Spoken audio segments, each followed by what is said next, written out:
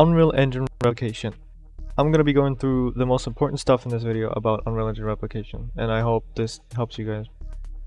First off, if you're not familiar with the term, Unreal Engine uses an authoritative server and client model. This means there's one server that holds the current state of the game. Authoritative means that it basically has the true state of the game. So whatever its state of the game is the actual true state of the game. There are also clients which receive this state in certain time intervals, also known as ticks. The server is basically like a messenger. It makes sure that when something happens on one computer, like when you jump, it sends that information to all other computers so everyone sees the same thing. And replication is just the general term for this. Now, that might raise a few questions, like how is sending all of these ticks not expensive, especially if you have like a lot of players or if you have like a huge map and doing like an MMO. Well, Unreal also has something called net relevancy. This is a system that basically determines what information is relevant to you as a client.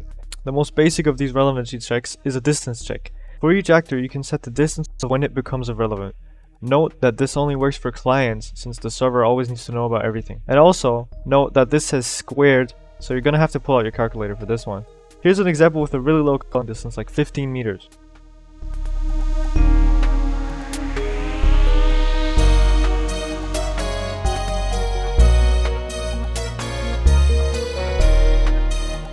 Next, I want to talk about variables. You can set a variable's replication to 3 states, either none, replicated, or rep notify. None just doesn't replicate any changes at all, so it doesn't matter if it's set on the client or on the server, it will only be local. When it's set to replicated, it updates the variables on all clients when the server sets it. This means if it sets locally by the client, it will stay that way until the server sends a new change. This is good for the most part. You can use this state when you want something to be replicated that isn't so important if it doesn't happen reliably, like in a multicast.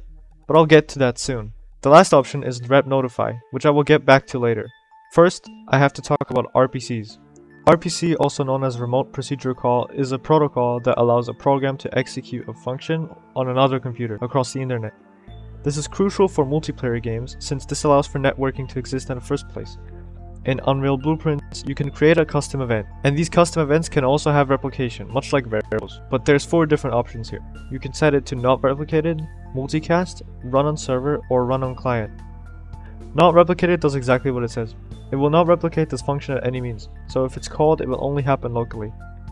Multicast means that this event will be called on every client if the actor which the event is in is relevant, and if it's called from the server. If you call a multicast function as a client, it will act like an event that's not replicated. It has to be strictly from the server. Run on server will run the function on the server, obviously, but also has a certain condition that has to be met. This event has to be called from the owning client. What is an owning client, you might ask? Each actor in Unreal Engine can have an owner. It can be any arbitrary actor, but ideally you want these owners to be some sort of player. For example, in the spawn actor node, if you don't specify, the owner will be the world, or in simple terms, the server, since the server can always access anything at any time. So what does owning client mean now? It's basically when the owner of an actor is a client, and only then is the client able to call RPCs that run on the server. The last replication option is run on owning client, which will run this event only on the owning client. It will not be called for anyone else but the client. The condition for this one is that it has to be called from the server. Of course, the actual owning client can also call this locally. Any of these RPCs can be missed by either packet loss or relevancy. Now back to variables and rep notify. Rep notify is really useful since it creates a little function with onRep underscore your variable name. And this function runs when the client receives the updated state of the variable at any given point in time. This means that even if you are out of relevancy, as soon as the actor comes back into relevancy, you will receive that update. Even if you have huge packet loss, rep notify will keep trying to get that update until you get it. You cannot miss a rep notify, which makes it incredibly useful.